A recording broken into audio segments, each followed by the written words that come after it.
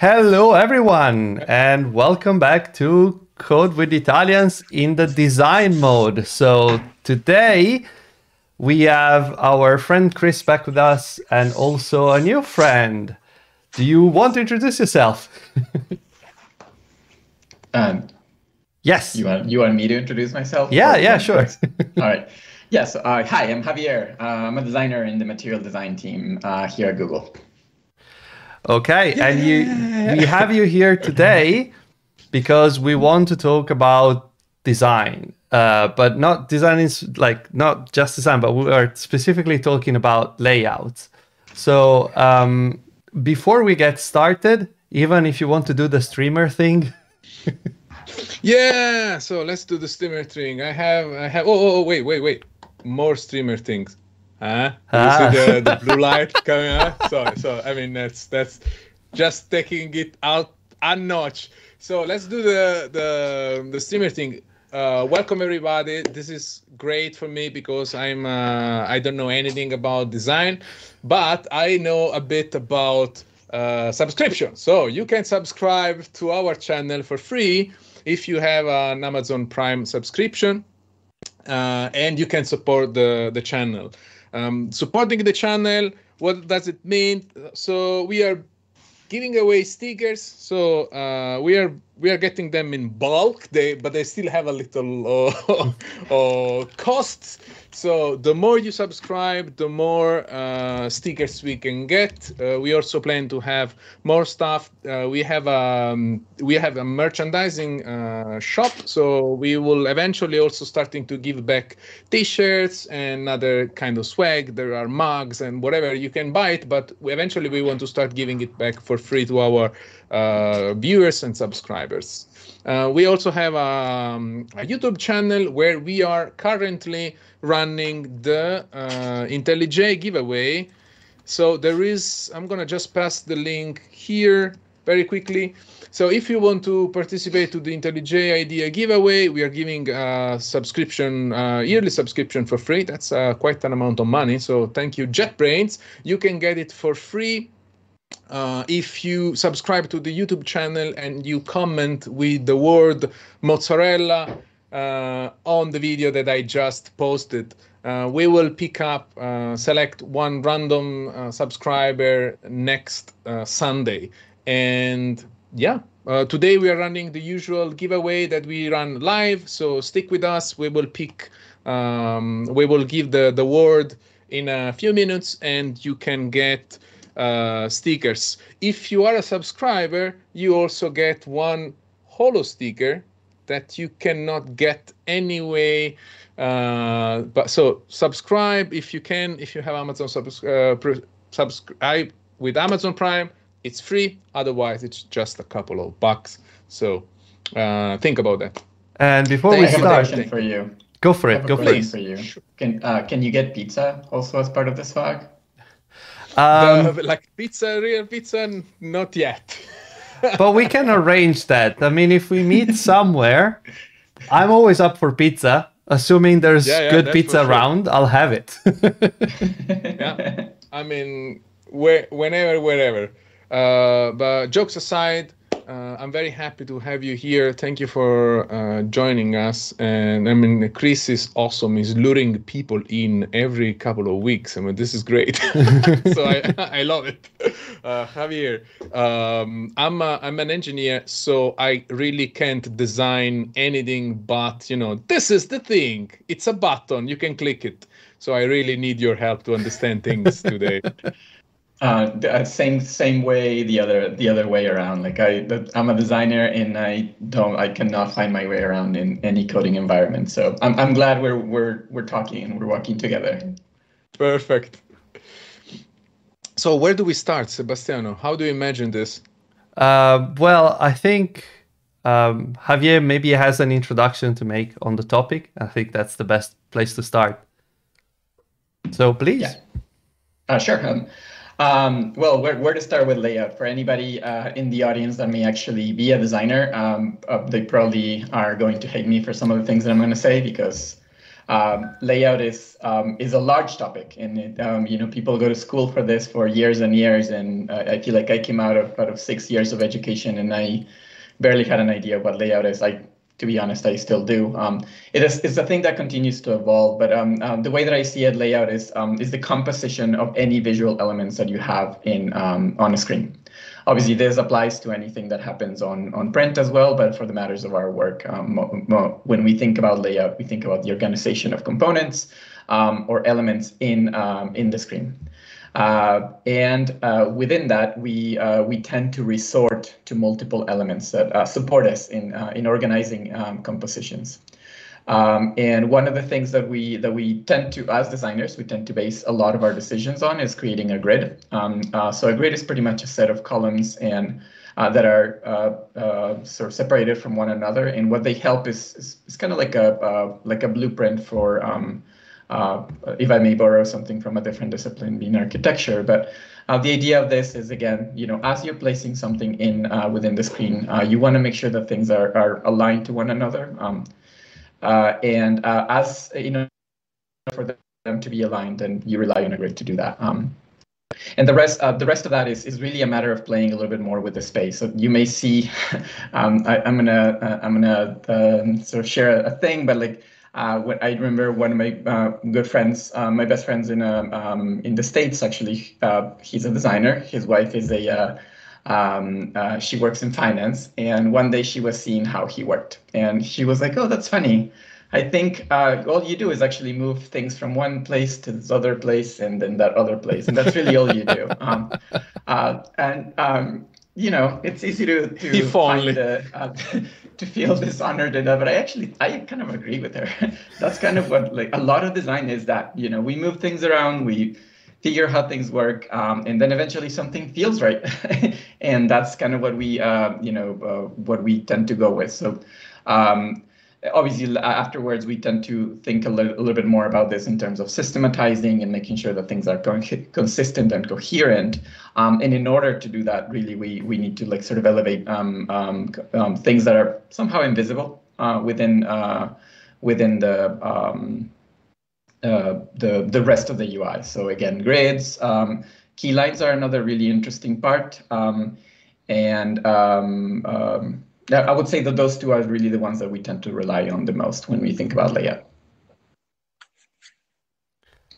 Cool. I think there's like as you said, layout is a giant topic. There's so much about it, especially when you consider the differences between software. When you do print, when you do other kinds of visual design, what do you think are the most important things to keep in mind for someone that is trying to build a mobile app in terms of layout? Yeah, that's a really good question. So there are a few things that tend to be super important when folks are thinking about setting up their app. So the first one is actually thinking about hierarchy, right? So like, what is the most important thing that you want your users to see within your app? Based on that, you tend to make a lot of decisions, right? So in the case of some of the stuff that we do in Material, we tend to think about, say, buttons or calls to action as something that could be super prominent and important within the page or within the screen, right? So that's why we have a fab, right? The other thing is navigation. I think about navigation as as one of those foundational components or patterns that need to exist in order for an app to work, right? Like so, if a user moves from one screen to the next, they need to know how to go back or how to go forward, right? This may be something as simple as having a series of bars, like say a top-up bar, a bottom-up bar, where you can just sort of move sort of frontwards and backwards within the UI journey, or you can think about this more as something that like a frequent destination sort of bar. So in this case, thinking about this as a bottom bar. So the idea of this is, again, as you're thinking about your destinations, you can a user would easily be able to move from one place to the next by using this bottom navigation. When it comes to layout, things that tend to be sort of complex to think through are really how do you bring hierarchy into the page, right? Like it's not a matter of only sort of putting something on the top of the page or putting something in, like fixing it within the screen, but it's really about thinking about like the rest of the tools that you have in the system in order to bring that hierarchy forward. Good examples of this, of course, from the print world is something like a newspaper. When you think about a newspaper, you have what people in the industry call a box, something that lives above the fold and below the fold, and something that lives inside of the newspaper as well. So anything that is featured on the top of the fold or above the fold tends to be stuff that any editor actually thinks that is the most important thing to read or see when people actually see their newspapers. In the case of app design, we kind of think about things in a similar way, right? Like, so we obviously don't have the concept of an above or below the fold, but we do have a concept of what is a home screen? What is the first thing that your user sees, right? In the case of our, the majority of apps, typically the first thing that you would actually go through is sort of a welcoming message, but on a frequent user, technically, like what you see the first time is something, say, like a feed, or perhaps a series of cards that allow you to sort of understand what are the first things that you actually need to take, with the first actions that you need to take within the application. So it really varies. It really varies a lot depending on, like, if you're looking at a productivity app, then most likely your users are going to want to come into the app, start an action, and sort of move through that quickly. They don't want any sort of distractions, as opposed to, say, something like a more like a lean back consuming app, say something like a social media application, where instead users go there to actually spend time scrolling and consuming content. So those two are actually kind of different archetypes of how you may actually tackle something. In the case of the productivity app, I tend to focus quite a bit on, well, what are the actions that people actually are trying to perform? What are the key actions that people are trying to perform? And then how do I support that? So can that be done through color? So one thing is, like, yeah, maybe you want to use a series of, like, sort of primary, secondary colors to actually call attention to an action. But color is not really the only tool. In terms of layout, things that you may resort to is, say, fixing something, like in the case of the fab. Like, that's why we sort of place it prominently at the bottom right corner of the screen. But whenever you move into something like a different application, for example, let's take social media, for instance. In that case, really, what the most important part for you to know is, like, well, what are the destinations that you have in your navigation, and perhaps what is the first thing that you need to see as you come in and consume content. So those are sort of, like, at a high level. The first thing that you want to think about is really your hierarchy. After that, then it's a lot easier for you, meaning the maker, to think through the journey that your user wants to take within your application, right? Like, so again, going back to the example of the productivity application. Once that the user has triggered an action, then what is the next thing that they see? What are the fields that they need to fill in, like the required information that they need, like the optional information that they don't, and then how do you move forward? In the case of the social media application, maybe it is more about, like, sort of thinking about these as sort of a feed of possible jumping off points, and then a moment of digging deeper farther down the line within the journey. So in terms of layout, like, we employ different strategies on how to do that. So does that make sense? Yeah. One thing we got in the chat was that someone pointed out that actually now with foldables, there's the concept of above and below the fold kind of changes as well. And I know it's, like, for a lot of people, like, I've never had a foldable phone myself, so I don't really understand in terms of what I would like apps to do, which is generally how I try to design UI when I'm coding something. So how, I guess this is a good segue, would be, how do we take foldables into account when we're talking about user journey, and how do we respond to the user changing maybe the size of the screen? Yeah, I mean, that's a really good question. So Foldable is an exciting new frontier, in my opinion. I think what's really cool about the foldable is that that you can think about like sort of a folded experience and an unfolded experience. So like in my previous metaphor about like what is above and below the fold, and that you can probably think about it in the same way, right? Like so, whenever your foldable is closed, then there's a set of things that you may want to display, and whenever the foldable is open, then you gain real estate screen space. So technically, you can display more.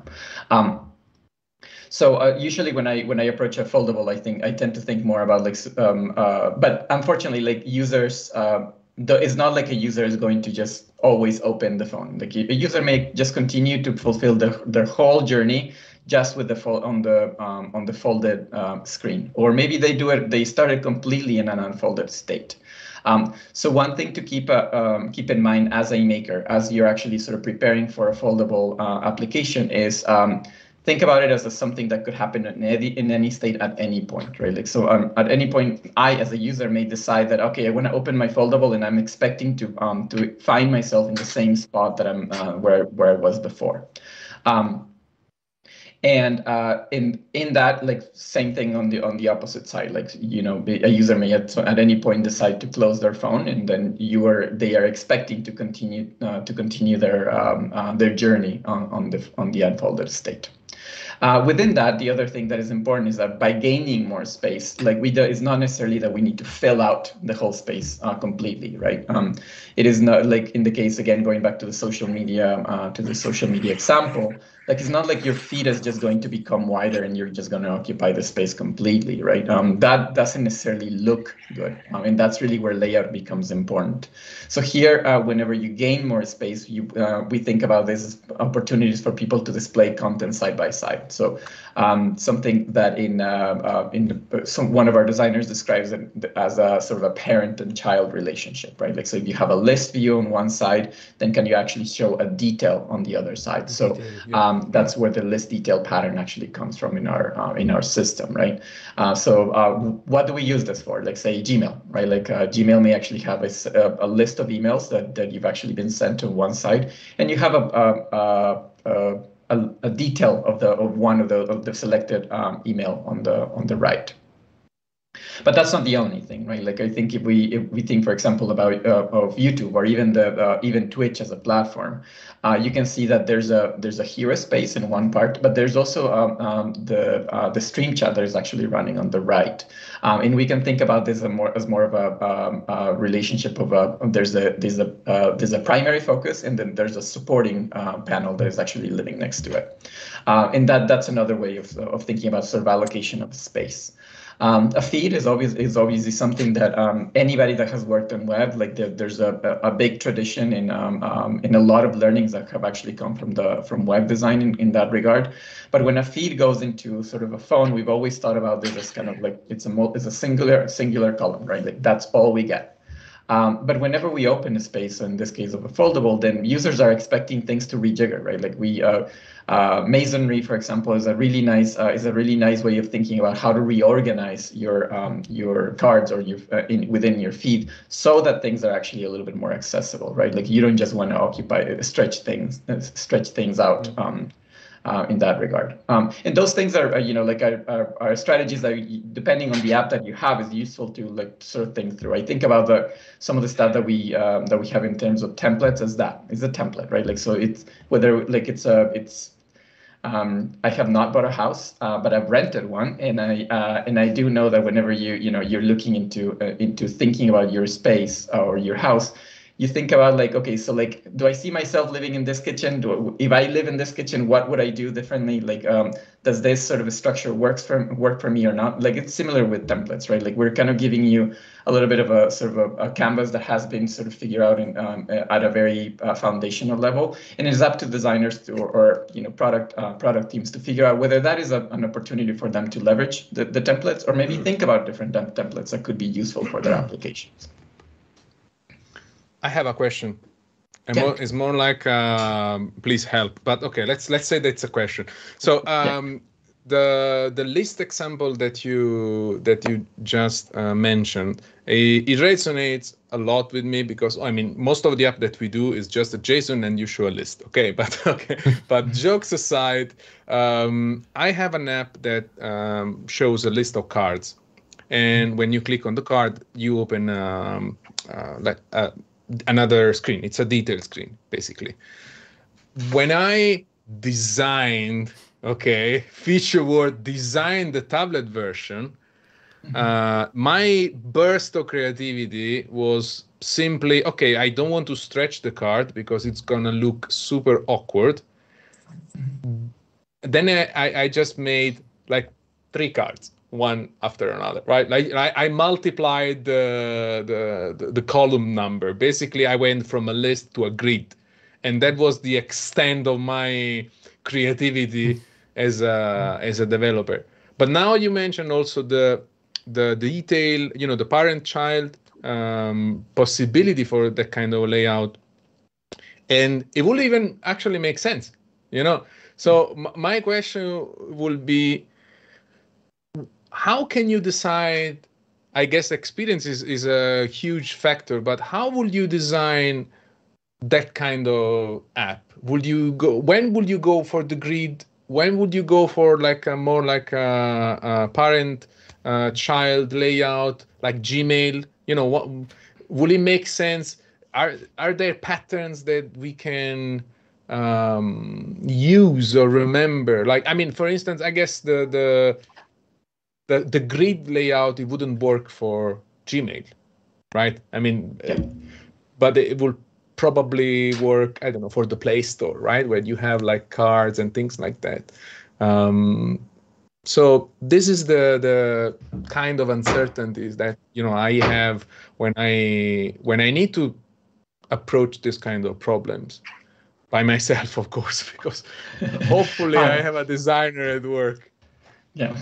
First of all, let me applaud you on 2 things. One, I think you're a designer already. You're actually asking the questions that I tend to ask myself. Boom, Sebastiano. And second, jokes on you, Sebastiano. Yeah.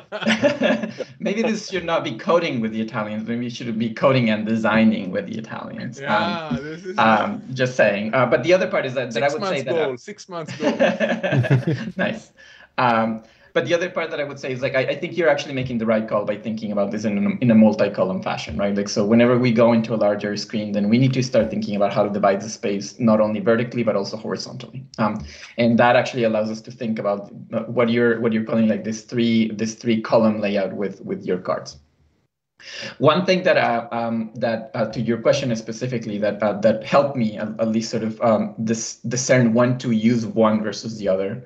So I'm going to take the list detail view as the first example of this. Again, you know, we have a list running on one side and a detail running on the like adjacent to it. When I think about a list detail, I tend to think about moments in which you may actually want to get a peek into whatever the content is, and you want to see that detail sort of right in there. And you anticipate that your users are going to be jumping between those quite a few times, right? So Gmail is actually a perfect example of that. You read one email, then you move into the next one. Yeah, you may respond to some. I don't reply to a lot of the emails that I get. Sometimes there's a lot of emails that are just like, okay, so I just need to read it. Moving on. But whenever I think about a feed, I think about more like as a point where you as a user actually are making a decision as to where do you want to spend your time. So a really good example of this would actually be a news feed, right? So if you're actually consuming news within a card, like through cards, then it makes sense that whenever you tap onto something, you want to go deeper and spend what may effectively be like, you know, one or two more minutes within that. So by jumping into the next step, you're actually creating a little bit more of an immersive experience within the content in this case, right? Like, so in the case of news, you may actually visit a website that, I don't know, that may have a little bit more of an experience within that.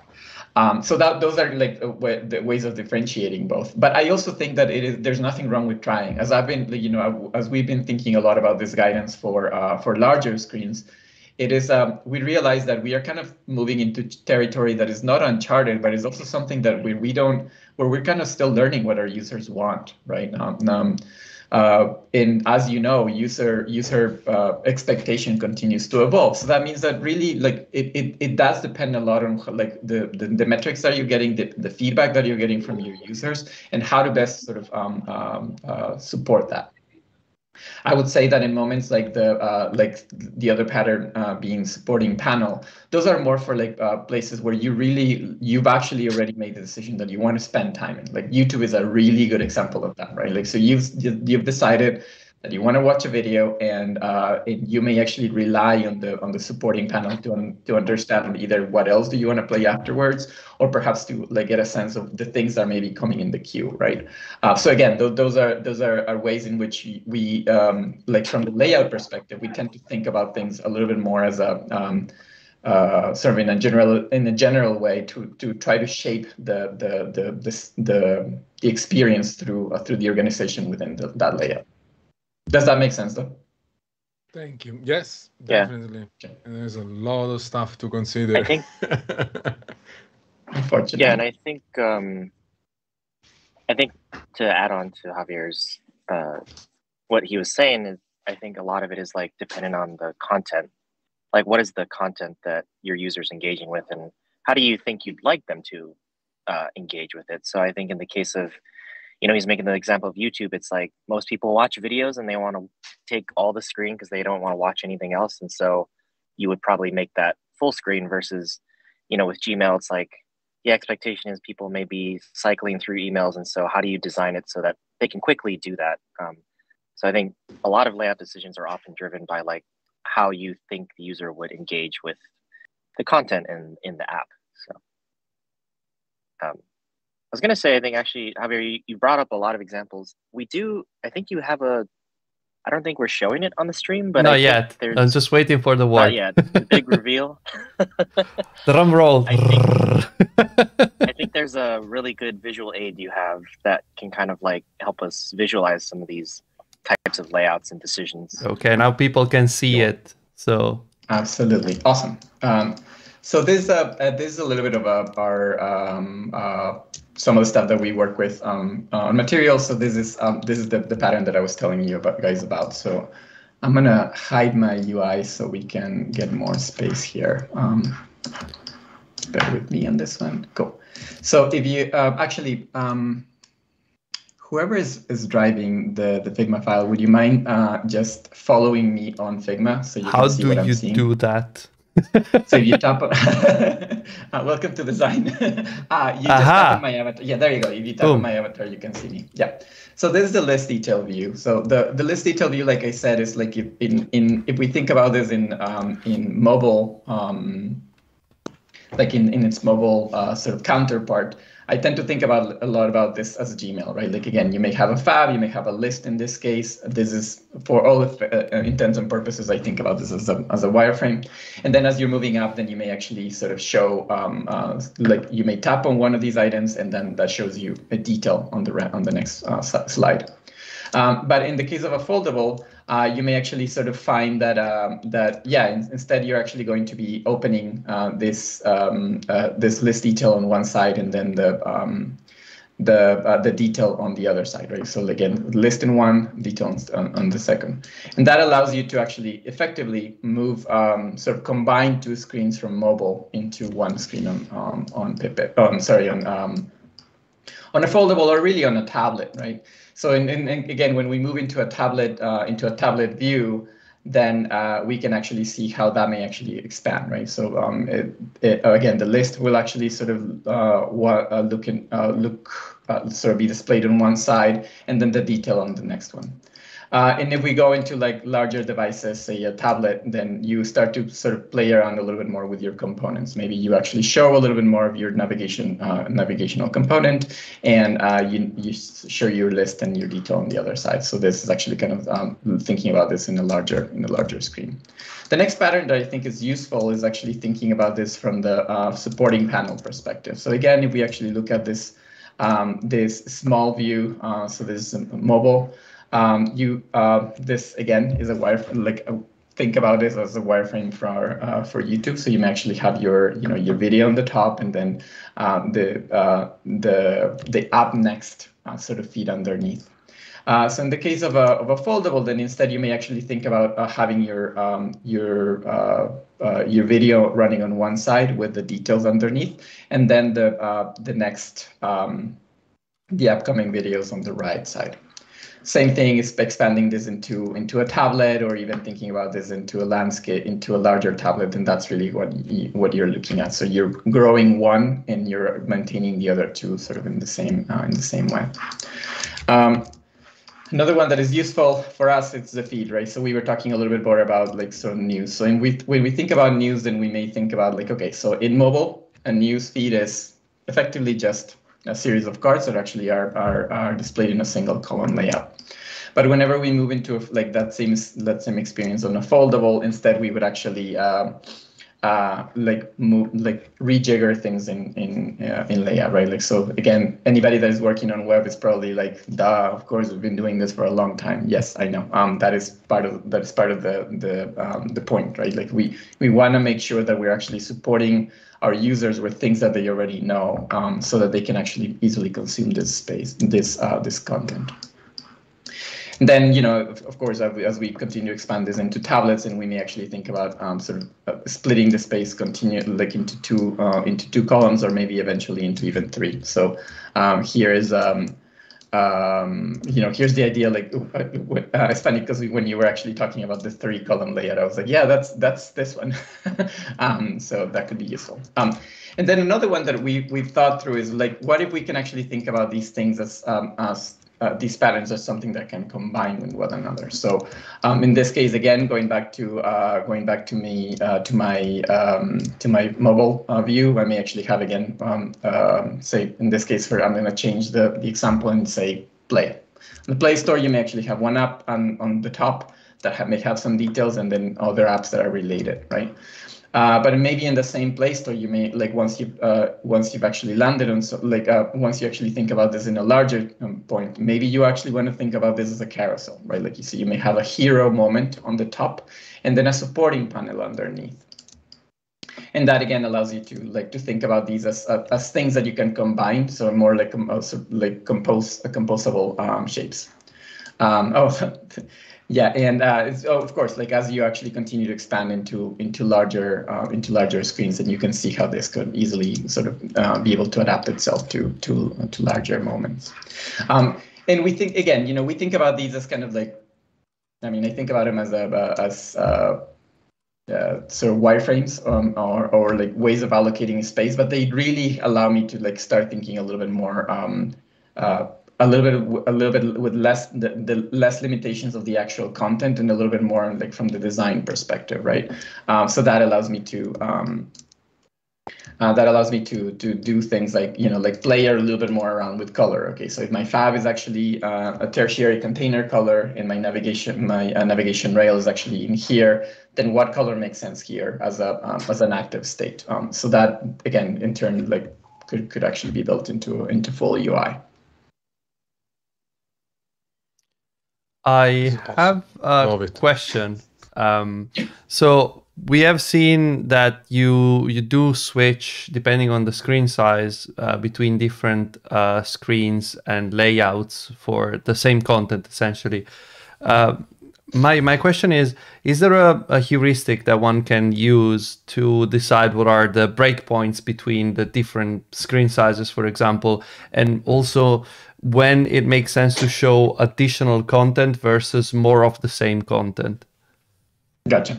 I think so in terms of breakpoints, yes, we do have some guidance on that for like a material.io. So at this point, we have tried to simplify a lot of our sort of like our thinking on this and align better with how our engineers actually consume this content. So like on the engineering side in Compose, we actually have window classes, which are really, really helpful for us to be able to make decisions as far as like, okay, so when do we use a bottom navigation versus when do we use a sort of a navigation rail or a navigation drawer. So the window classes are actually super key in here. Like as you're actually moving up or down, then you can start making decisions about like when does it make sense for you to like show more content or show less content.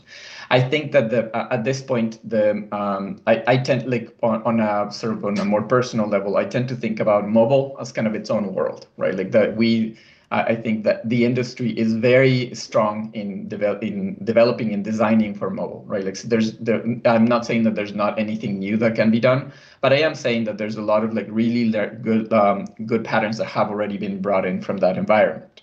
However, when we think about larger screens, say a tablet, then it does become a little bit tricky, because there are some good applications that have actually showed us, like, what good design can be. Like, I think about really good players in here being, for example, Spotify, where you like this side navigation actually becomes such an integral part of the experience on iPad that are in tablets, that it does actually allow you to do a lot, right?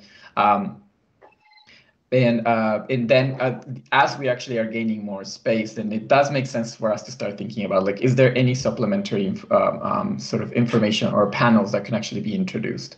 And here I would actually point out to some of the stuff that Gmail is doing, right? Like, as you actually gain more space in the window, like if you use it on your desktop, then you may actually see that there's a like, you can expand one panel on the right, but you can also expand another panel on the left, and that allows you again to fill up more space and occupy the space in a little bit more of an efficient way.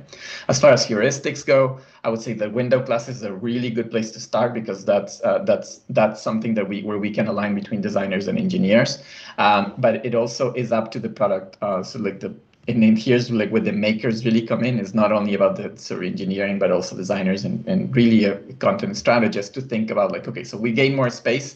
Do we really just want to fill it out completely? Like, does it make sense for us to be a little bit more strategic about what do we display and what do we not display, and how do we better assist the experience from the end user's perspective, which is really what we're all trying to do, right? Like, we're trying to create a better experience for our users.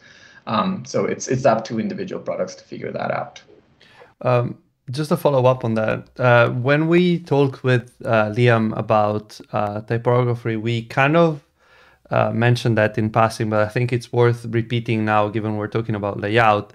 The ideal width of a text span is kind of fixed, right? It's not like you cannot make a line of text too long, otherwise it gets hard to read, or too short as well.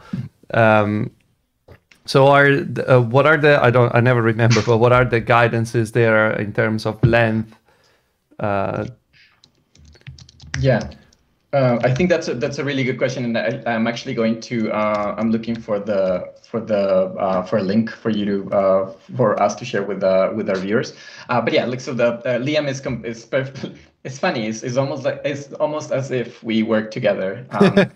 But yeah, so Liam and I have been have worked together in the past, and one of the things that is important to keep in mind here is that this is actually a finding that is not necessarily exclusive to screens, right? Like, this is a finding that comes from all the work that the people that have been working in typography from print all the way up to the screen have actually really been thinking through. I believe and if I am wrong, I will follow up and remind you of the right number, but I believe it is 144 characters long of a sentence that we should actually aim for. And the idea of this is, like, this has been done in studies where as things actually become too wide, then we end up with moments in which people cannot not only can they not follow the line, but also they cannot find their way into the following line, and that really makes reading very, very difficult. So for parts like text, it is very much like that's where mobile actually was super successful, right? Like we don't really have to think about things that are too wide, because in mobile everything is already like narrow enough, right? But whenever we think about large screens, really that's where you can start to, when you as a maker need to be a little bit more conscious about how wide your columns get. One good rule of thumb is, like, if we think about this in columns coming from mobile, then think about how many phones are you actually fitting within the screen, and that may actually help you sort of at a gross level kind of let you see that, or at a high level let you see how many columns do you want to, like, sort of allow for at a minimum say. Got it. Thank you very much.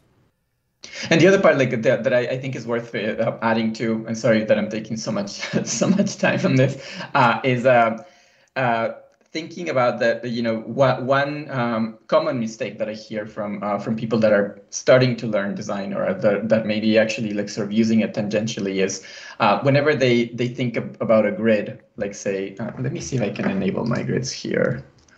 Yeah, so when I don't see them. How do I enable them?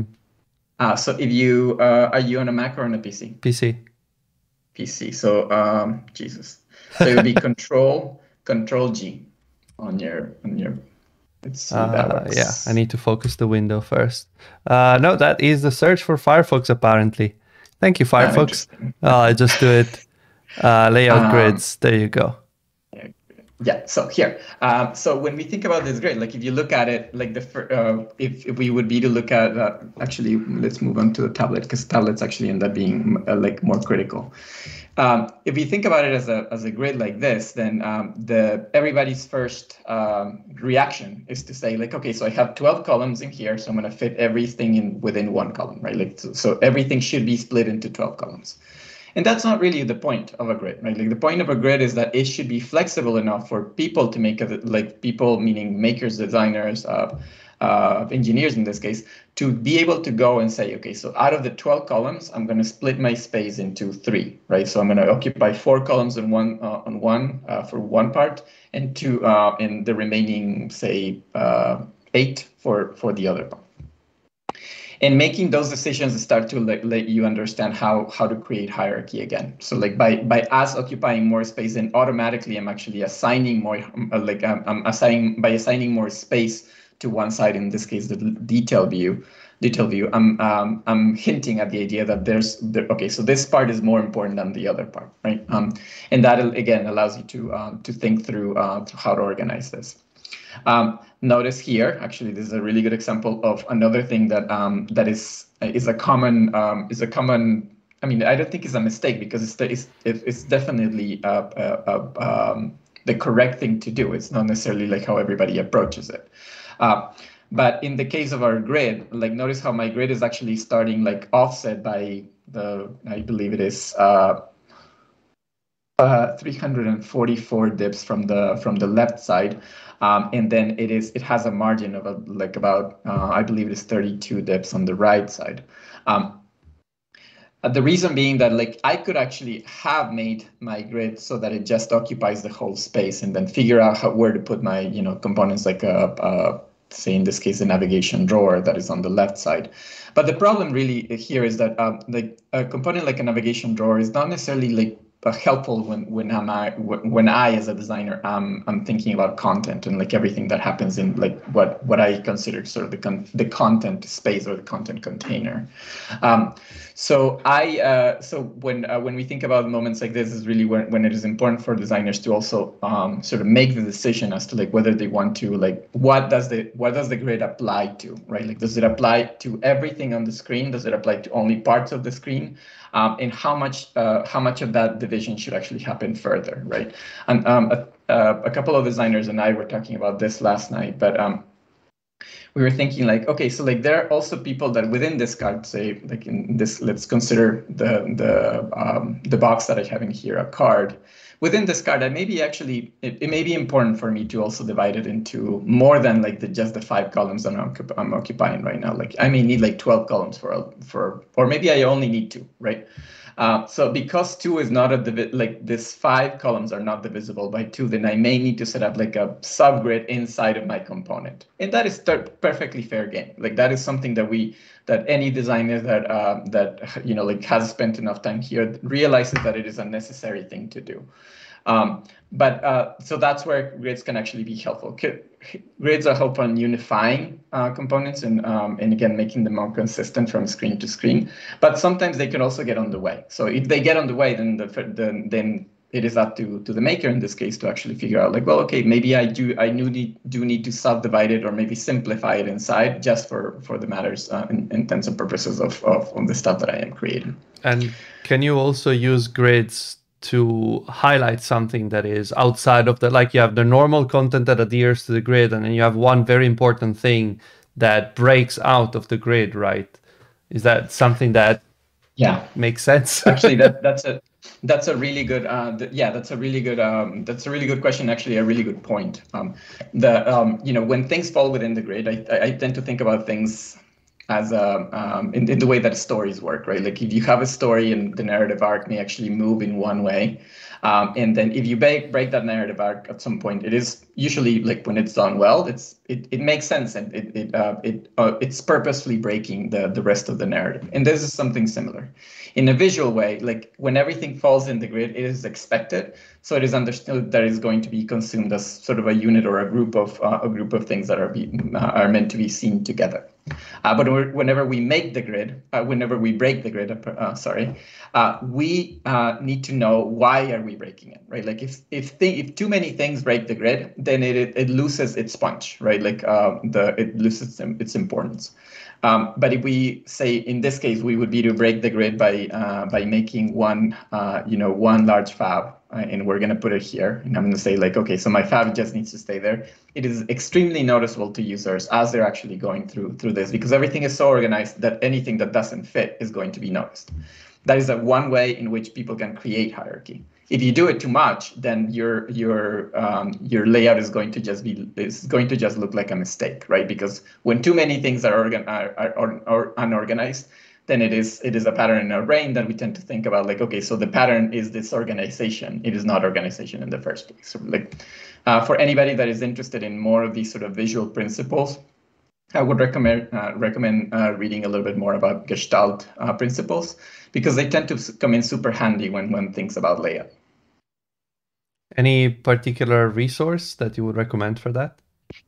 I actually so I teach a class. I used to teach a class in a school in the university in California, and I was actually sort of thinking about the same thing for my students. And to me, really, Wikipedia killed it. There was the article on Wikipedia on Gestalt principles. Actually, I thought it was very well done. Props to shout out to Wikipedia for kicking ass. I love the stuff that that article. I think it does a really good job at capturing some of these principles. I have a follow-up question, if you don't mind, which is very quickly: how do you design? Like, how do you set up the grid? How do you choose how many columns it has? What is the margin between the columns? Is there again a rule of thumb you can use, or is that whatever? So we go into detail, like so we're in the process of moving some of the stuff from material 2 to material 3. But in the material 2 side, you can actually find a little much deeper sort of explanations of this. But at a high level, what I can tell you is, so when I'm thinking about setting up columns, I think about, like, well, first of all, what is the most important thing that I like? The most important thing that I need to accommodate, right? Like, so if I'm thinking about a feed, then most likely I'm thinking about, like, okay, so it's a card, right? Like, it doesn't make sense for a card to be too narrow. So perhaps when we go into something larger, then maybe having something like 12 columns makes sense. I would say that when we actually think about the number of columns that one sets up in a grid, there's a lot of precedent coming from Web again. Web has done a really good job at it, helping teams discern through all of this. So a good rule of thumb, in my opinion, is on mobile to actually have some, as I have done here. Actually, we didn't even do that here. In mobile, we ended up doing something like 4 columns. And then as you actually go into the Pipet, we thought 8 columns made them, into a foldable device. We think about this as being something better suited by an 8-column grid. And as we actually go into tablets, then we instead jump into 12. That is not to say that people need to use the 12 columns again, but it is more like they just stay there for flexibility. When it comes to margins, it does depend a lot on the device. This is a place where we are still sort of going. We're going back and forth a little bit on in regard to this. But we jump between 16 dip all the way up to 32 dip, depending on how big or small the screen is. So I would say that it's a little bit more on the subject of playing with this. A good my settings at the moment are 24 on tablets and 32 on larger devices, like in this case a desktop, and that has worked out pretty well. In terms of the spaces in between columns, I would not go anything below 16 dip, but obviously you can go up to as much space as you need to. I would say that in the case of what in design we call gutter, so that would be the negative space in between the columns that we have in here. Those gutters, if they are too spaced out, it is super noticeable, but also if they're too close together, they're also very noticeable. It's one of those things where you kind of need to finesse. Material design has the strongly held opinion that our units tend to move in increments of 4 because they're an easier way of sort of move things up and down the scale. So that's why you probably notice that I'm going back to multiples of 4 in my numbers, right? Like so 16, 24, 32. I think that I've actually found that especially on the Android ecosystem that has proven to be super helpful for our users, so that they don't have to think about sort of 11 dip or I don't know 13 dip, and that ends up being it's quite complex and hard to reinforce. Except when you have someone that is giving you an iOS design and it's 7.02 dips, and you're like, but why? Yeah, I mean, props to iOS. I love the way that it works. That it does. It's a little bit of as a designer, you kind of need to shift a little bit when you're designing from one versus the other, right? So the unit number is also different. So if you adopt their units, and I think it kind of does make sense also to jump back and forth. But we are in a different. We're trying to at least material design is trying to stay a little bit more agnostic in that regard, but obviously, we tend to support Android quite a bit, so that is a place where we're able to deploy more of our thoughts and opinionated design aesthetic. Yeah, I would say that rule of, I don't know if it's called the rule of 4. Maybe that's what I just coined, but.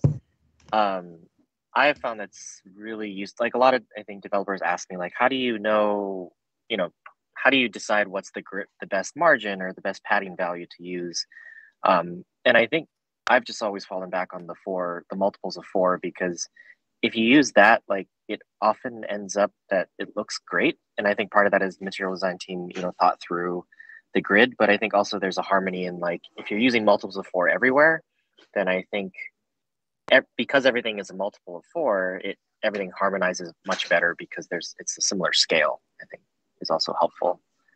But yeah, the iOS thing was. Oh, go ahead. No, please. I mean, I was just saying that for me, it's an invaluable tool.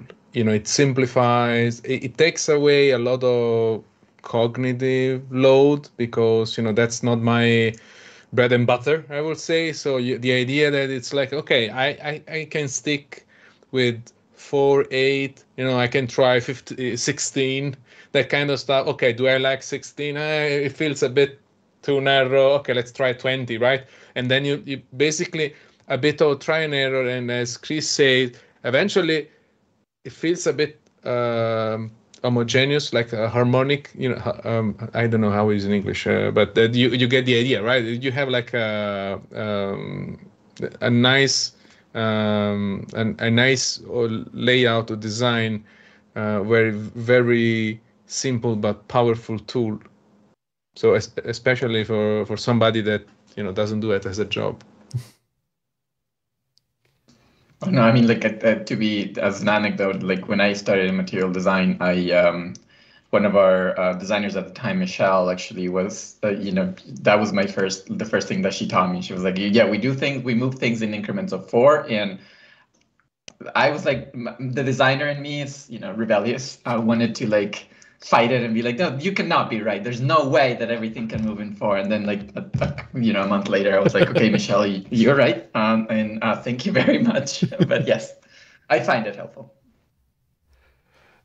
Before we move to the next step, Ivan is running the giveaway for the stickers in the chat now.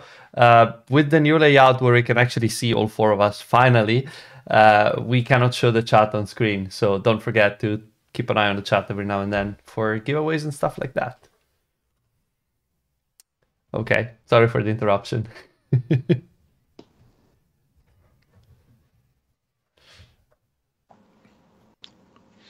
So, what else? What do we do? What do I learn now? What do I learn now? So in terms of, yeah, Hugo, it is a very important PSA. Public sticker announcement. Yes. Fair point. Fair point. Fine. So in terms of we've seen like the use of the grid and the use of breaking the grid. Like what other tools do we have, like in terms of deciding how to structure the information? At the beginning, you were talking about the information hierarchy and the information architecture in general, and how we convey that. And you mentioned in passing that you can make something smaller or bigger, or in this case, wider or narrower, depending on the relative importance you want to give it. How do we understand what is worth highlighting in a layout? I think you're muted, Javier. Sorry about that. No worries. Yeah. So I would say that it's a tricky question, but because this is usually when you decide what to highlight is one of those moments when you see that when you realize that you're not working alone, right? It's usually that what is highlighted and what is more important usually is a decision made by a group of people when you have a larger team, right? Like, so yes, the engineer may be involved, but most importantly, like I think designers and strategists, content strategists, researchers tend to be the ones that shape what that may be, right? So that's usually a signal. So typically in my, in the way that something may come my way, maybe, okay, so like I don't know, we think that the most important part in this case should be three key things, right? Like, so one, the call to action. So we need to, like, users need to know how to compose an email. Two, they need to understand what emails are available. And three, they need to, I don't know, perhaps like at a third level of that hierarchy, they need to understand how to like access actions that are contextual to the detail. So that allows us to do something like this, right? Like, so in this case, by using color and placement, in this case, I'm able to say, okay, so the compose button in this case is the most important. If you actually, may I bug you to hide the grid now for me? Sure. Just need to. Oh yeah, so you can just go up to view and. Okay, done. Wait, yeah, cool. In this case, in the case of that, then you can actually go ahead and say, okay, so like the most important thing again is the tab or the button. Then the second most important thing is seeing my stream of emails, right? Like, so in this case, I'm just gonna say, okay, so the rest of my emails are gonna be something like this. And notice that I am not doing my rule of thumb, but we're gonna pretend like Michelle is not looking at me and thinking about the increments of 4. It's close enough. But for improvisation, yeah. is good enough, So, I would say. So in this case, I'm gonna say, okay, cool. My feed of emails is going to be important, and I'm going to assign a Surface 2 color to my feed, right? So in this, I'm starting to get a little bit more of a sense of, okay, at a high level, by placement, I know that the next thing is this list of emails. The active one is actually changing color, so that's again getting another signal. And then the detail is taking the third part. And by occupying the majority of the space, I am hinting to the user that yes, I understand that what you want to do is actually read your emails. You're not necessarily looking into me being, being helpful in any other way. So like that's why I'm occupying this space. So that actually allows me to do something like this. However, as I actually like sort of go into other moments, and for this, I'm going to take, say, this part. This one was actually kind of a tricky one as we were thinking about it, because in the case of a feed, the whole point of a feed is actually to make you to have you jump into other parts of the experience, right? Like, so if you take a product like, say, a news product, then these are just the headlines, what you're reading here. So like, then you need to jump. So really the most important part I would argue that the most important part in a news app is the news, right? And hopefully not the ads. I mean, yeah, who knows these days, but like, let's say it is, right? And in that case, so the feed needs to not only occupy the majority of the space, but within the feed, you also need to understand its hierarchy, right? Like, say a product like Google News has actually divided things like your briefing, right? So you have 5 pieces of information, 5 pieces of news that you actually need to consume that we think are important for you, and then you can continue to consume the rest. So in this case, the 5 pieces of content or like sort of news have actually been displayed on the top, and that allows you to sort of move back and forth. But like again, I'm taking archetypical sort of UIs to actually be able to explain some of this. But if you have an example, I'll be happy to like sort of walk like game plan with you and figure out what else would you be able to do in here. I mean, we could. Sure. We could. So we have the application that we're working on. I think this is a perfect opportunity to take like a more concrete example. Let me open the Figma file. In the meantime, I have a question, like super quick question, hopefully. By the way, I loved the live designing moment because it was crazy impressive. Anyway, I love it. When you decided to, the card that is selected has a different color, okay? So in the list, right? You had the list of cards. The first card was like a darker color than the other ones, and then you had the detail. Would you actually change the background of the card? I'm saying Compose card or card view on Android. So would you actually change the background of the card, or is it just for you to express the fact that that's the selected card in the wireframe?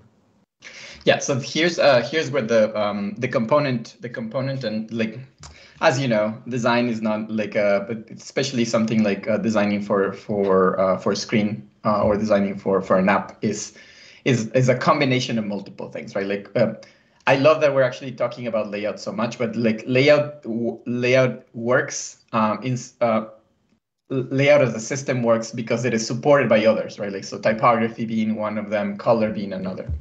So the reason why I bring this up is because in the context of that specific card, what I'm trying to signal there is like an active or an inactive state, or a selected or unselected state.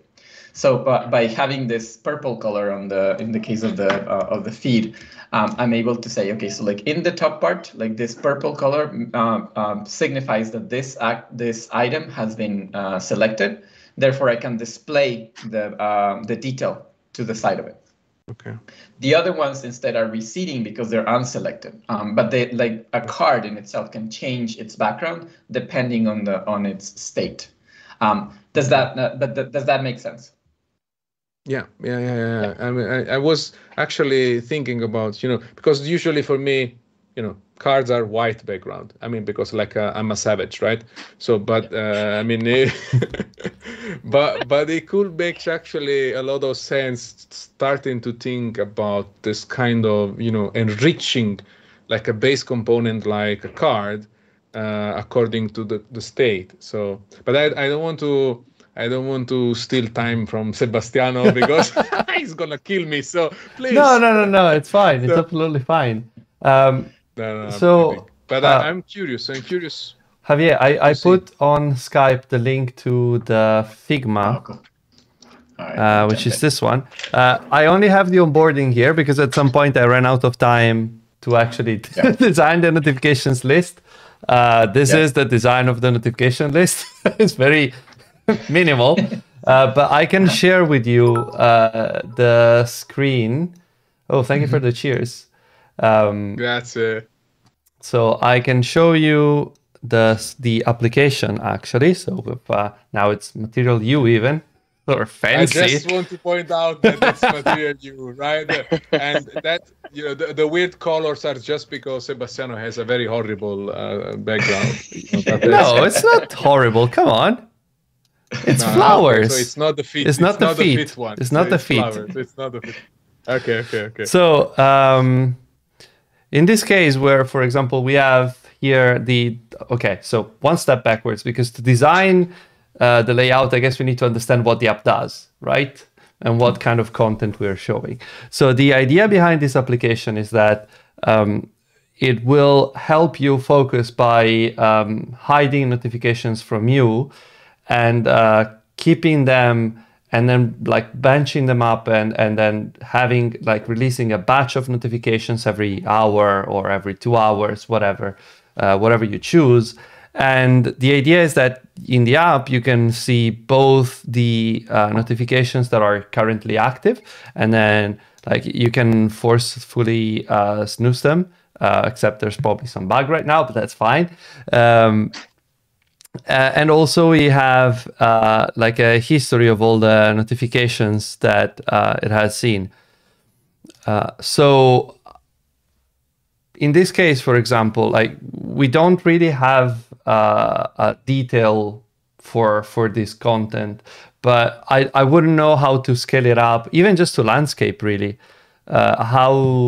How would you make it work for landscape? How would you expand this kind of layout to a larger screen as well? Yeah, may I ask you a couple of follow-up questions? Sure. Okay. So when you think about these notifications and the badges, do you think them about being displayed as a group? Sorry, Mark was playing himself saying weird shit. What was the latter part? Yeah, no, when you think about like the group of notifications that are displayed, say every hour, do you think about them being how important is it for them to be displayed as a group, or should they just be like, is it that you're just releasing like 10 notifications I don't know, like at 2 p.m. and then like another set of 10 at 3 p.m. Okay, so right now what this doesn't do, but I would like it to do is it kind of does, but the idea is that in the app, you can see all the notifications, including the ones that have been hidden from you, but they will disappear from the notification shade, which is the part we haven't done yet because the app isn't that reliable and I kind of want to still see the notifications when I'm testing. But the idea is that these notifications here will disappear and will only be visible inside of the app. Now, there are, as you know, a gazillion different kinds of notifications with custom layouts, with whatever. And we don't really support custom layouts yet. But the idea is that in the app, you can see all the notifications because, say, at some point, you have been called, someone pings you and say, oh, actually, I've texted you something important, and you want to go and access the notification that has been hidden immediately. So you would open the app. So you have to put some effort, like conscious effort, to access the notifications instead of being interrupted. And then in here, you would find those notifications that have been suspended, let's say, in the meantime, and then you could act on them, or you can unsuspend them immediately if that is what you need to do. So I don't really have a straight answer for how important is the grouping. I think it's not that much. Maybe the only grouping that I think is important is to respect the grouping that is present in the actual notifications in the notifications shade. Gotcha.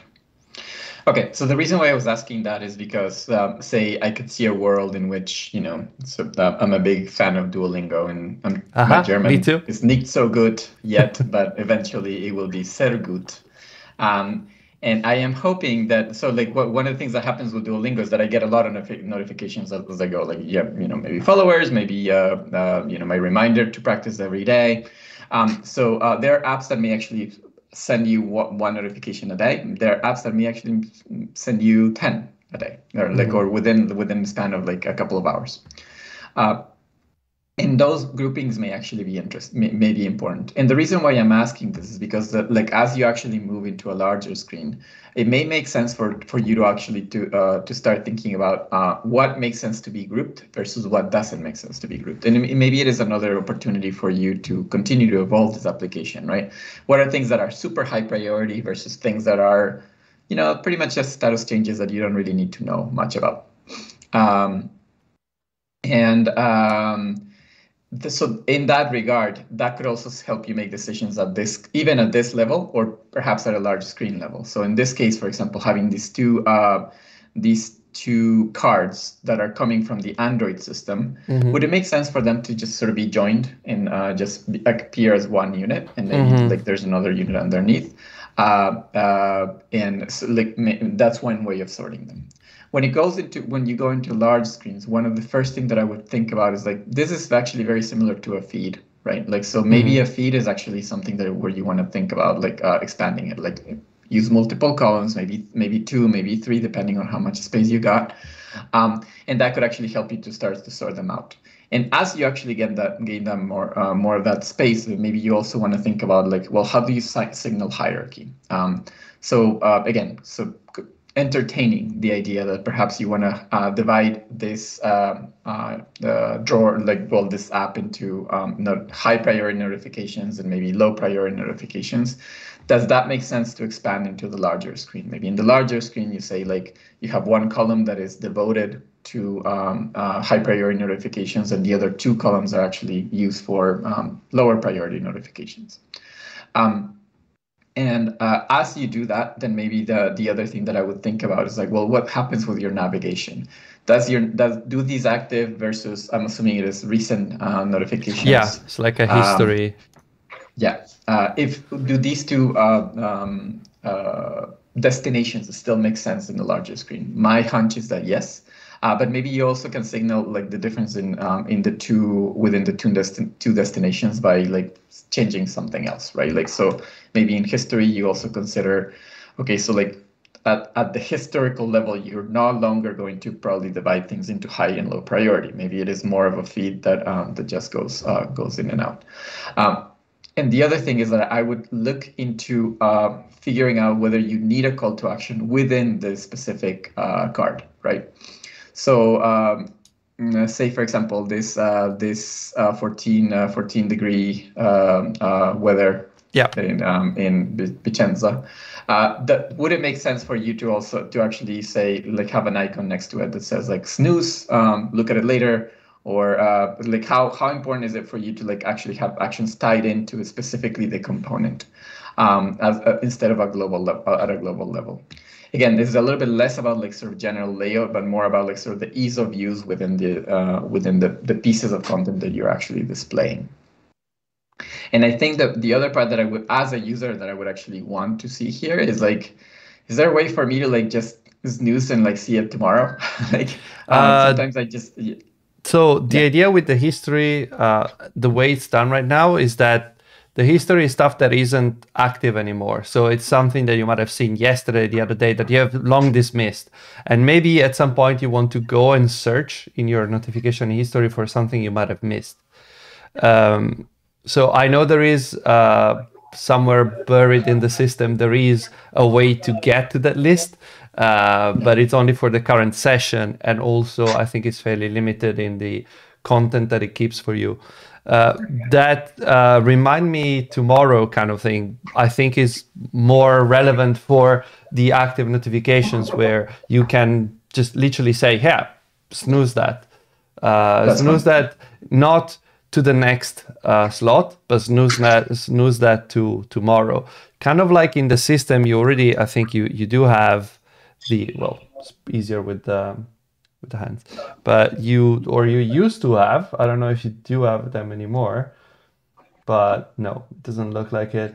Maybe you need to enable it, but you could like partly swipe a notification and there is snooze option there. So that's something that I guess would be fairly useful to have, to say, hey, yeah, this notification is now active, but I don't want to get it in 15 minutes at the next drop, but I want to get it after work at 6 p.m. It's not important now. So that's a really good idea. You see, Ivan, we do need a designer. No shit, Sherlock. But now you're a designer, so Ivan, chop. Yeah. So do you want to see how much a designer I am? Click on the link. Show them the link. Show them the link. So this is my app. Look at that. I mean, it's brace. So this is the card, okay?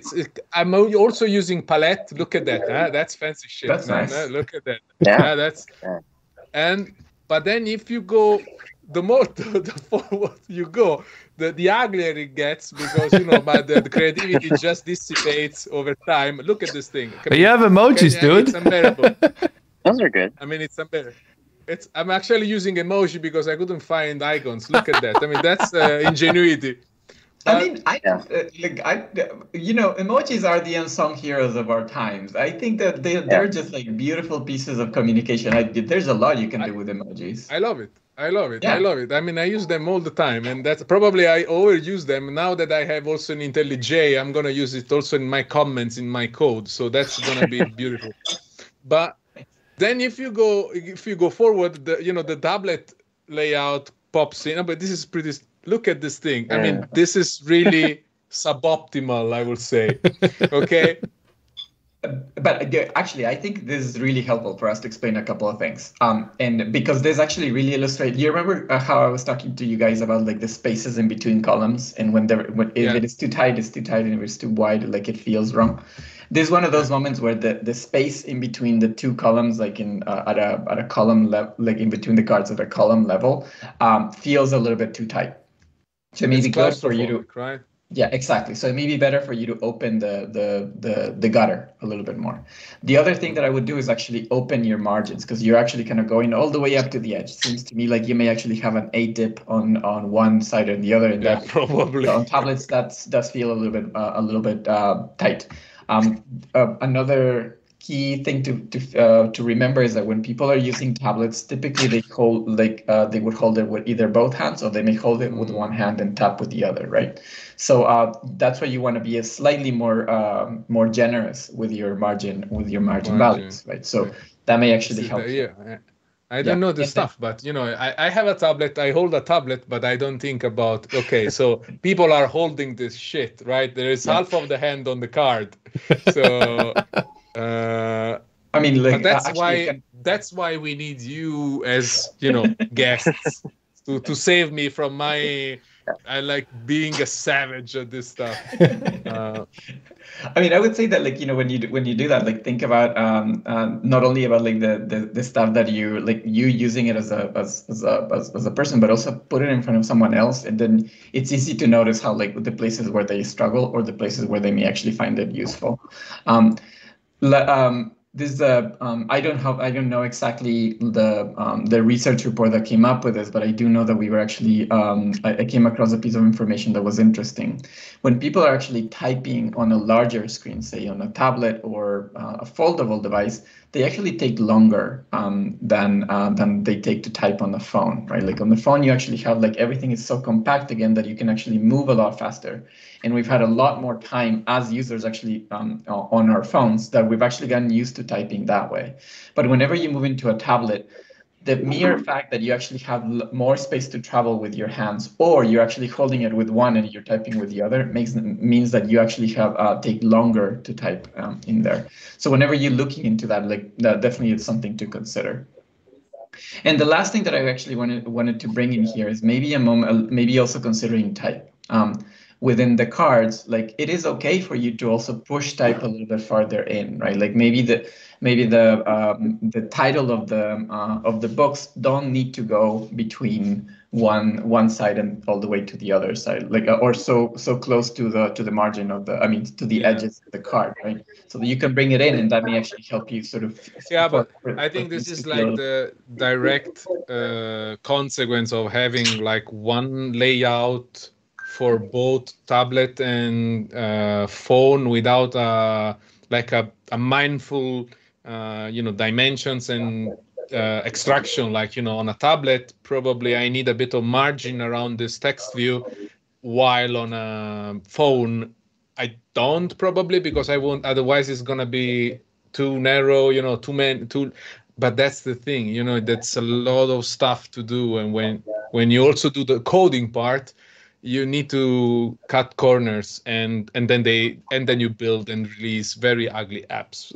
I mean, but I gotta say that actually goes both ways, right? Like, so it's easy for a designer to sometimes get sort of so caught up into the details that the feasibility of some of these things actually making into an engineering output is actually difficult, right? So I would say that like what you're saying is actually a really good argument as to why we should be working together, designers and developers. Because otherwise I can see a world where, like, if I had to write like 20 extra lines of code, then this is going to be annoying, so I'm just going to leave it as this or whatever, I'll just get to it later. But from the design perspective, I could also see somebody being like, I really need this to be like 8 dips as opposed to 12 dips. And is that like we need to sort of learn how to compromise and work together better. It's the left side, right brain. Left side, right side. Thank you for the tips. Thank you for the tips. I guess this weekend is gonna be layout weekend. I would add one more tip. I think so. Not only I think Javier is saying, like, not only can you think about how to lay out components differently, like at a higher level, like maybe add more padding on the gutter or around the cards, but I would even look at the card itself, because you have a lot more width now. So each card takes about half the size of the screen. And so there's more width than height, at least the way this card is designed. So you could, book covers tend to be portrait, or at least longer than wider. So you could always take the same card, but lay it out so that the book covers on the left and then the details on the right. I see. And then you can still have this two-column layout. I mean, now I'm hating myself so much. I love you guys. This is so good. Thank you. But I think it's part of it is like exploring it. But like, I think that's one of the.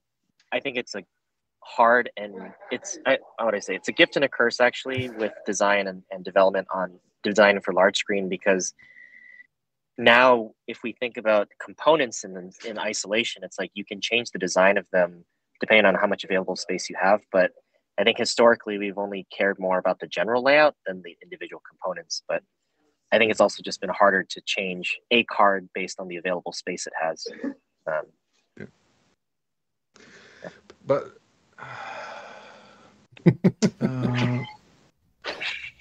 you sound defeated, even. No. But now, so first of all, thank you, because this is incredibly valuable feedback for me, and I'm gonna put it in practice like immediately. Because jokes aside, this is a very old project of mine. This is one of my first projects that it was useful to me for about 2 weeks. Then I kind of got over it, and then I realized that I had thousands of users, and now it became, this is cool, and eventually you reach like 1 million downloads, and now it's basically like a serious thing. But then it's ugly, right? I mean, it actually it serves the purpose because people are happy, they can enjoy books, but then you actually see that it's not like a super well crafted product. There is no designer behind. It's just probably a nerd that a few years ago just realized that this thing could be useful. And for me, this is incredibly useful information. So thank you a lot. And now that with foldables, the idea of tablet, they are not popular, right? And when you think about a tablet, you think about iPad, and that's it. Android, it was more like, maybe it's like, but now with foldables, the thing is getting real again, right? I still think it's a lot of money for a phone. And Sebastiano, correct me if I'm wrong, 1,500 euros for a phone. I think at least, bit of a stretch at the moment. But again, Google also invested a lot, right? I mean, Pietro worked on the API. He's always pushing, foldable. So I think this thing is going to be a thing in the future. So we need to start putting more care again in larger layouts. So and I also, really look for. as Mark is saying in the chat, rightly so, is that it's not just about designing for the larger screens, but also portrait and landscape, and also the fact that you have multi-window. And I would add to that also your app might run on a Chromebook, where you potentially take up the whole computer screen, which like is big. It's probably bigger than most tablets. So like thinking about like Android has always forced us to think in terms of different screen sizes, but historically it's always been a phone screen size that might be taller, that might be shorter, that might be larger or narrower. But now it's not just the fixed breakpoint of phone and tablet, but there's the whole gamut that you have to grow between a phone and a full-on desktop, right? Oh yeah, there's also PCs with Windows 11 now. Right, Radon? You're correct. I think it's getting interesting. I think it's really worth actually bringing up Mark's point about you know, even if you just think about your phone as something that can move into landscape and portrait, like that's a really good example. Like, you know, like remember I've met with a couple of designers internally who have been doing that, and like, they've been thinking more about like, well, how do we optimize this thing to just work better on landscape in my phone?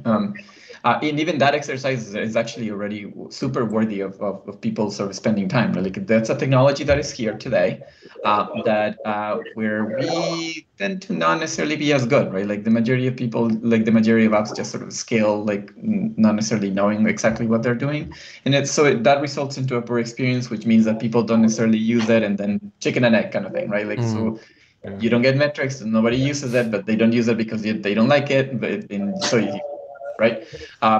I would say that is a really good place to start. Foldables, of course, like we're seeing a lot of, I mean, I'm really impressed with all the work that Samsung has done, and obviously Microsoft as well, in trying to really push for this device, because it's really opening a lot more opportunities and options for us as designers and makers, right? But tablets are always there, right? I still think about Chromebooks as a really good opportunity for us to practice what we preach, right? Like let's really take that one app that you have on Android and figure out how to expand it, and like how to create better solutions that work for larger screens without necessarily having to resort to creating a new app every time you go into a new device. Go for it.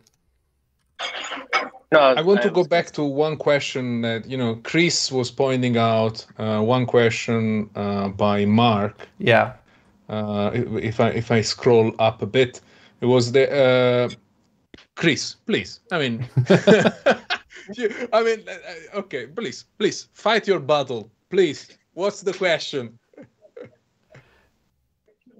Did I ask the question? No, I think it may have been. Mark was suggesting. You were suggesting. Yeah, I think it was Javier that we covered this question. Okay. And thank you, Mark, for the question. So the question is, any tips on how to best use layout to provide context of what the user is seeing? I'm always tempted to give a large descriptive headline, but what about other techniques that we can use? This is it's a very tricky question, because like when we think about context, I think context can be seen in many different ways, right? But I took this to understand, and please, Mark, if you're there, I'm not covering this correctly, feel free to add more, and I'm happy to to address this further. But the first thing that I think about when I think about context is navigation, right? So if I'm actually down 3 steps within the journey, right? I've gone through, let's think about this as folders. I've actually gone down 3 levels. Then most likely I want to know how to go back. And that's a really good opportunity for us to provide context, right? Directionality is one way of providing context. Another one is title, like a title of a category, right? A top-up bar is really, really helpful in moments like this one, because it can let you know, okay, so you move from the feed into I don't know, news outlet number 1, and then you're in article A within that. So that, again, that's another good way of providing context. writing something that is specific to the content is always helpful, but it's also very taxing, right? Like from a programmatic standpoint, it's really difficult for us to be thinking, inputting like a new sentence every time we have a new content, especially if your content is dynamic, say like even the notifications work. But one way to probably think about this is probably for us to think about categories within that. Revisiting the example of the app that we're building, the notifications app, in my creating these sort of higher level categories like say high priority, low priority, snoozed, or whatever. That also helps people sort of situate within the journey. Again, so some other ways of doing that maybe color. So again, going back to the list detail view, having this button where we can say, okay, so this is a selected versus this is an unselected card could also be useful. And also sometimes I've also found really important to, or I found really good uses of people using icons to actually move people back and forth, right? Like, so if you go into a new category, you may actually have an icon that is, or an illustration that is specific to that category that could also help you sort of situate within the space or within the journey. But yeah, those are so at a high level things that I would consider sort of playing with as I'm shaping that. Got it. Thank you both, Mark, for the question, and you, Javier, for the answer. Yeah, okay, Mark saying it's really useful. I think we are going a bit over time, so it's probably time to wrap things up. But I know we could keep talking about this forever. So if at any point you want to come back and keep discussing this, we say this to every guest, and at some point we're going to have a problem where we have way too many people that we want to get back because there's so many other things that they can teach us. But seriously, I think this would be great, and maybe if you're up for it, we could try designing some things together, like in terms of layout and seeing, I don't know, our app, the events app, something like trying to see, playing around and feeling, because I think it's the same thing we do with the coding part, which is we try things out, we see if they work, we discuss them, we brainstorm them, even with the people from the chat, they help us, they give us good suggestions, and I would like to see what's the creative process that gets you from the spec, from the idea to the actual layout. So if you're up for that, I think that would be super interesting. Yeah, sorry, didn't mean to interrupt. I'll let Chris go, but no, you can go. I was going to say something after you, so okay. I mean, no, I was going to say that. Yeah, I mean, thank you for the invite. For the 2 followers that I have in my Twitter feed, I have when I was in grad school. That's kind of what we used to do with my 2 collaborators. We somehow convinced a couple of a big group of drunken painters to yell at us what to do in front of a projector, and we were just designing it. It was a fun thing to do. I do recommend doing it with painters because they're like really funny. So yes, I would love to take you up on that and figure out a time to do that together. Absolutely, let's do that. Yeah, the thing I was going to say, which kind of plugs into Compose, is so the Jet News app, we updated the designs for large screen at the Android Dev Summit. So all that design work was actually done in collaboration with Javier.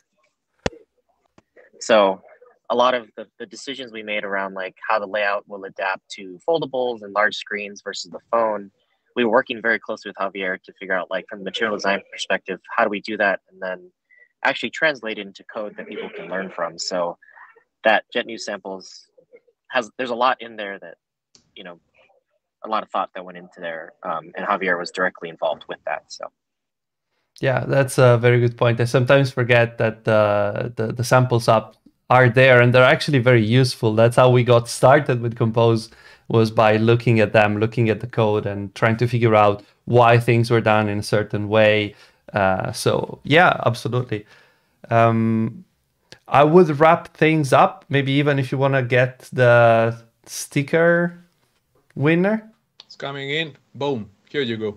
Winner, Congratulations. sticker dinner. Yeah, congratulations to JY Peretz 84. W, it's not Y. Okay, it's late. I can't English anymore. Congratulations for winning the stickers. I'm gonna reach out on Twitch and we will figure out how to ship the stuff to you. Thank you again. Cool. I think now, before we close today, we have two announcements. On Sunday, we're going to have our our old friend Hugo is going to come and talk to us about his new plugin to manage version catalogs in Gradle, which is going to be very interesting. And the next Tuesday, I cannot not giggle when I think about the stuff we have lined up for the next few weeks. So on Wednesday next week, in a week, we're gonna have Chet and Romain. Chet is coming back and is bringing Romain, and I think Romain wants to create a UI framework from scratch, live coding it. I don't know. That's gonna be crazy. So yeah, I'm very much looking forward to that. And I've just been booking some people in the past few days, and we have a really exciting lineup from here to the end of the year, and then also going into 2022. I think we're gonna have a great start of the year as well. So thank you everyone for making this possible. Thank you everyone that comes here and helps us and gives us a lot of ideas and help us learn new things. Thank you again, Chris, for helping us setting up all this design series, which so far has been incredibly useful for me personally, but I think for everyone as well. And lastly, but not least, thank you, Javier. I've learned a lot of things about layout, and I'm looking forward to having you back then. Awesome. Thank you for having us. Thank you. So see you all on Sunday. Thank you. Bye-bye. Ciao. Ciao.